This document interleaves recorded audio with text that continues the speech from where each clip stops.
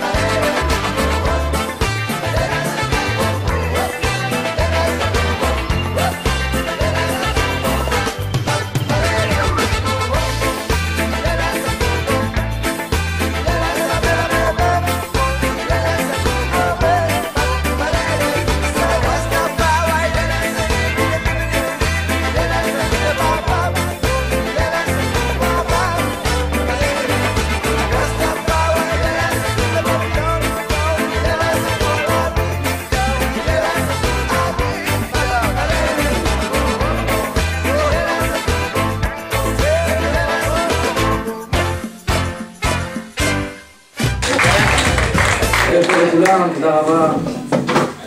כיבדתם אותנו במעמדכם. נפתח את הערב בכמה מכותרות השבוע. גם מעוניינים, חברת מכונות הגילוח ג'ילט פיתחה לאחרונה דגם חדש. בבדיקות שערכנו, נמצא כי המוצר הוא מוצר מצוין ואיכותי, אך כמו כל מכונת גילוח, יש לבדוק שהסכין המתאים ומחובר. לאחרונה, חלה עלייה חדה במחירי הנעליים מסוג הנקרא רדבק. כלכלנים בכירים מעריכים שהעלייה חלה בעקבות הביקוש הרב לנעליים בישיבה הגבוהה. ידיעה מרגישה בתחום הספורט. עקב מצבה הגרוע של מכבי חיפה, כמות נכבדה מאוהדיה השרופים החלו לעבור לקבוצות אחרות, ביניהן מכבי תל אביב ובית"ר ירושלים. כן, מזכיר לנו כעת מהמטבח שנמצא הפתרון לתעלומת המחסור בבורקסים בשבועות האחרונים. ולפני שנעבור לחלק הבא, יש לנו בקשה מכמה צופים. אם למישהו יש מושג מה עושה פה רפי בשעות היום, בבקשה שיאמר לנו.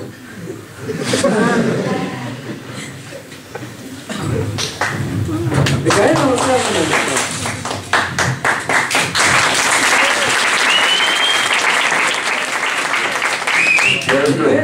לנושא השני שלנו. כבר מספר שנים שזה קיים, אך לעולם לא זכה לתשומת לב רבה.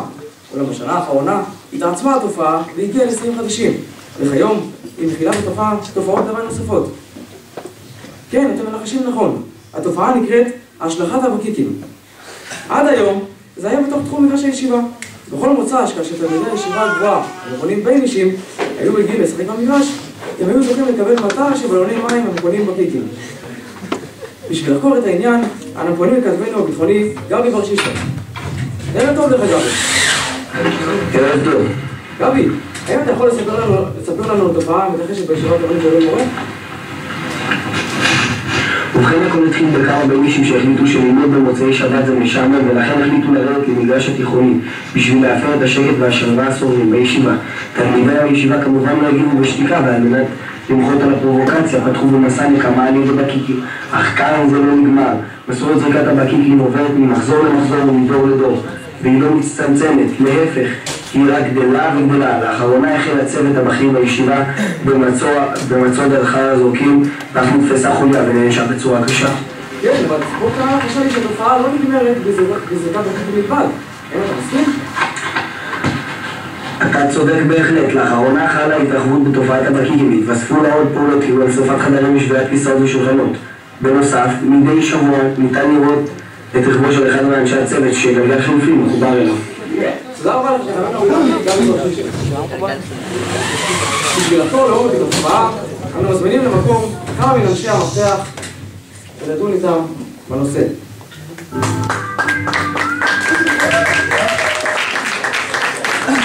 ערב טוב לראש הישיבה הרב הלל. ערב טוב לרב תמיר. ושלום לך, תלמיד הישיבה הגבוהה. ערב טוב ומבורך.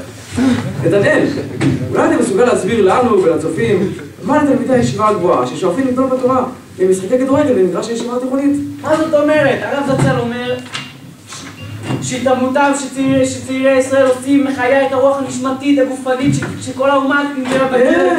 ברור, זה לא מה שאנחנו ביקשתי ממך. אני ביקשתי הסבר על הפרובוקציה שאתם עושים את השבוע, לא שיהיו כללי להתאמות הרוחנית. איזה פרובוקציה? אנחנו עוד היינו רבים על המגרש הזה עם הרוסים שאתם עוד הייתם זיינוקים.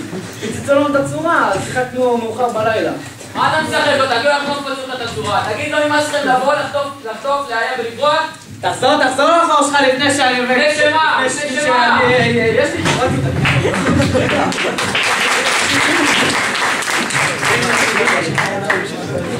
אוקיי. הרב אריאל, איך אתה בתור ראש הישיבה רואה את התופעה? ישנם כאן שני רבדים, והרובד המעשה. אבל במקרים כאלו אני מעדיף לספר את הסיפור הידוע. עוד מחזור על הפרפה. לא, הפעם על הבשט. רק לפני כן, הוא ישנים משנתכם. עוזיה, כולם מחכים רק מסופר על העגלון של הבשט שנסע אל המעגל. בדרך